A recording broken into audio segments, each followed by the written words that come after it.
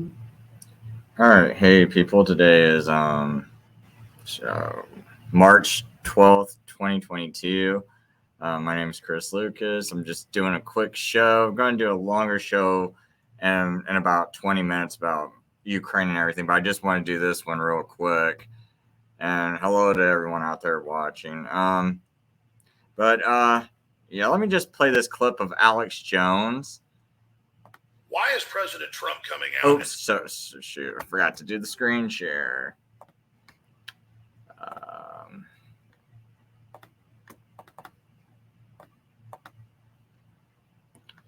Alright, let me go back. Why is President Trump coming out and saying he's going to have this really clean, safe vaccine ready in just a few months? Well, it's because Bill Gates has these really dangerous new vaccines that go in and reprogram the cells that are experimental, and that 80% of people that take them are getting sick. And so Bill Gates has bought off much of the CDC and the NIH. So Trump is taking control of the process, saying, don't worry, we'll have another vaccine for you that's actually much, much weaker and doesn't cause as many problems. I still think it's very, very dangerous what President Trump is doing. Vaccines are a real technology. The problem is they've been given liability protection. They've been caught adding things to them, especially the UN and Bill Gates. Bill Gates just got caught giving people all over the world polio. The Associated Press reported on it in his vaccine. So Bill Gates is the main cause of polio today. So Trump's trying to head him off at the pass so that Bill Gates can't be the savior and actually release this bioweapon through the vaccine on the public. That's what Trump's really doing. I still think it's very, very dangerous. Okay, so he says that's what Trump's doing, trying to release this vaccine out. So which one is that safe vaccine, Alex? Well, hey, I found this tweet because Alex Jones said this back in 2020, right? It's before the vaccine was ever released, or the so-called vaccine was released. But anyway, Ivanka Trump says, fact check. This Moderna NIH vaccine is literally the one that President at Real Donald Trump partnered with Moderna to create on January 13th, 2020. I repeat, January 13th, 2020. Just be happy. This is great news for America and the world. So, okay, Alex. She said this was from that Donald Trump's been working with Moderna since January 13th, 2020. Okay, the genetic sequence for this injection, I should have had this already pulled up. I forgot about this part of it. But let's go look at this vaccine timeline on Moderna's page. Gotta make sure we get all the way to the bottom. Let's go look at this, because this is going to be really interesting. Okay, so look, the Chinese authorities shared the genetic sequence of the novel coronavirus on January 11th. So they didn't really have the virus in their possession. They just had it from China, right? So they send it over to the NIH on January, and so on January, so it's sent over to the NIH on January 11th, 2020. So the NIH and Moderna finalized the sequence for mRNA 1273. That is what the coronavirus vaccine is called, mRNA 1273. That's what you're getting injected into your body. So their first batch they come up with, it's like they got it right their very first time. Even though this company never brought anything to market before, they got it right their first time. Like, they didn't make several batches, to my understanding. It's like, oh, hey, this is the batch. This is the one we're going to go with. And if they did have other batches, I'd like to see all the proof of it, where you tested several batches and then you were like, oh, no, this is the one. I like to see all that proof. But to my knowledge, it really looks like they came up with one formula. It worked, and then they immediately started to mobilize towards clinical manufacture. Now, this is before any kind of pandemics declared. This is like 2 months, almost 2 months exactly before a pandemic's declared. And they just, so then they take and they go start making it. So just 2 days after they get the sequence, they start making a batch, which takes about 25 days to make, as you can see over here.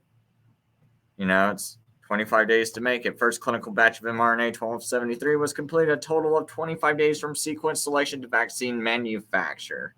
So they were already starting to manufacture it. The batch then proceeded to an analytical testing for release. Now you got to think, they didn't have several batches. They got it right their very first time because they didn't have a bunch of people, like, oh, this test group of people, it didn't test well. This test group, it didn't test well. But this other test group, like this 20th test group over here of people, it tested well. No, according to me, to everything I've read, they've only had one batch of people they tested it on, and they just happened to be like, yep, we still got it right. I mean, that doesn't strike you as suspicious. Because as you can see here from when they first made about 17 days later, the first batch is sent to the NIH for their phase 1 clinical study. That's where you use people. So 17 days after it was even created, they're just putting it into people.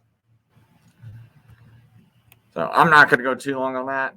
But now I found this other article. Well, you know what? Let me play this clip for you. You wouldn't have a vaccine if it weren't for me for another 4 years, because FDA would have never been able to do what they did, what I forced them to do. Whoa.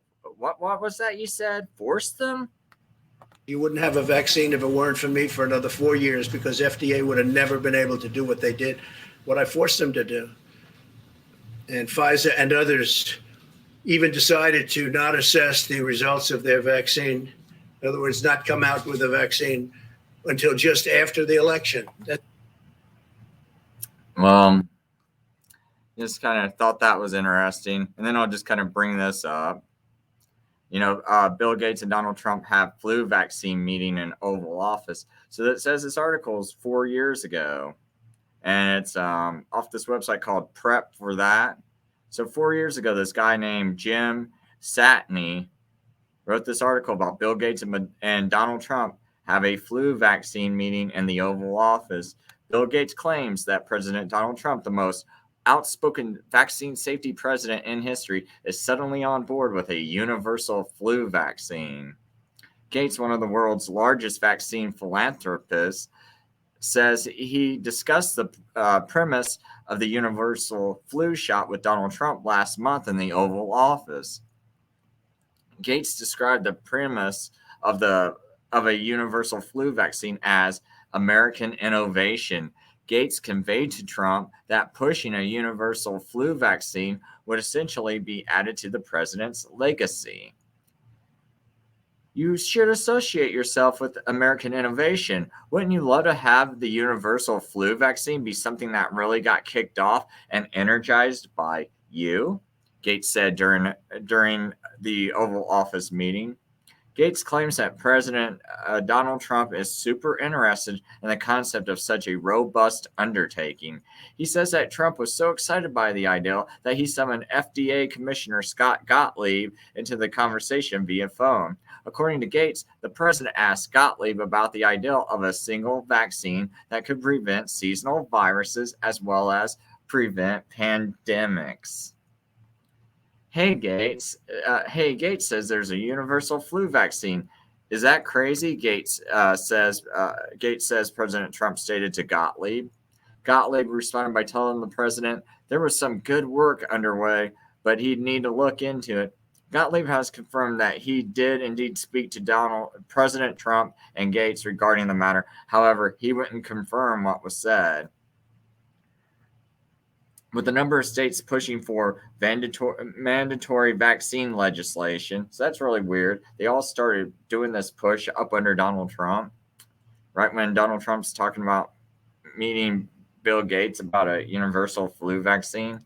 Anyway, with a number of states pushing for mandatory vaccination legislation, the idea of a president being on board with any sort of vaccine is a precarious place. But what could be worse for those opposed to mandatory vaccine is the fact that the White House science advisor position is currently empty, which could lead to logical speculation that Gates may fill that role. John Holdren is the last to hold that title, which lasted until the end of Obama's tenure. Hey, maybe we should have a science advisor, Gates claims he told Trump. Did I want to be the science advisor? Gates replied with, um, Gates claims that such a role wouldn't be a good use of his time. Gates further stated he couldn't validate the president's seriousness over the offer, which could been asked in jest. This was Gates' third total meeting with Trump, all of which taken place since 2016, all of which have included the topic of vaccines. Of course, Senator Pan, the authoritarian California legislator that introduced SB 1424 to curb online dissent over liberal policy, was ecstatic over hearing about the meeting. And goes on to say, Bill Gates, Dr. Richard Pan said, Bill Gates was talking to President Donald J. Trump in the Oval Office last month when the conversation turned to the notion of a universal flu vaccine. The idea fired up the president, who Gates described as super interested. In a matter of moments, Trump had Gottlieb, the commissioner of the U.S. Food and Drug Administration, on the speakerphone, asking him about a vaccine that could generate lasting protection against a range of seasonal and animal flu viruses with pandemic potential. So that's kind of odd because, they said a coronavirus came from a bat or a pangolin. Something about that.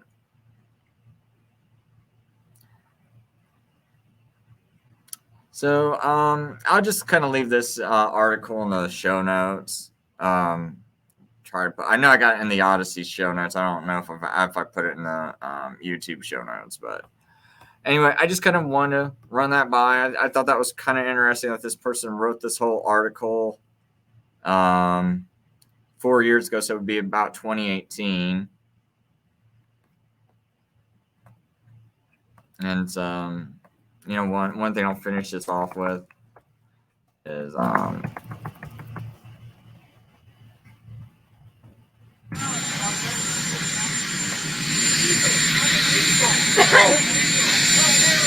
They have to get the shot. The vaccinations are so important. This is really going around now. They have to get their shot.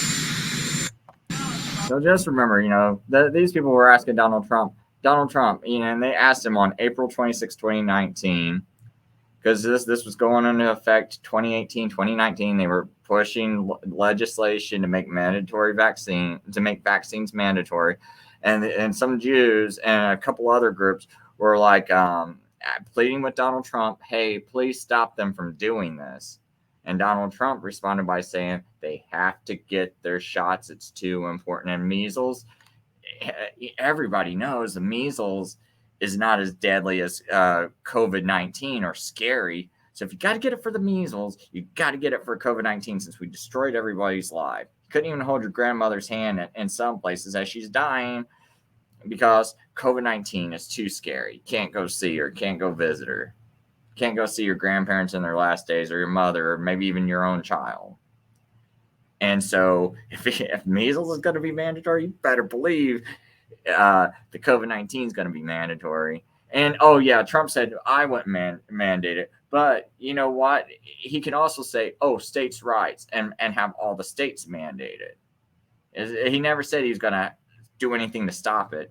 He just said he wouldn't do it so that he could push it off on someone else and let them make all the decisions, like governors and things like that. So anyway, hey, I'm going to do another show and in a few minutes. I'll start up another stream because I want to kind of go into like some stuff I found out about Ukraine and everything. And so in about maybe 10 minutes, I'll be right back on. I just kind of wanted to keep these two topics separate. So anyway, thanks everyone for watching. I'll be back.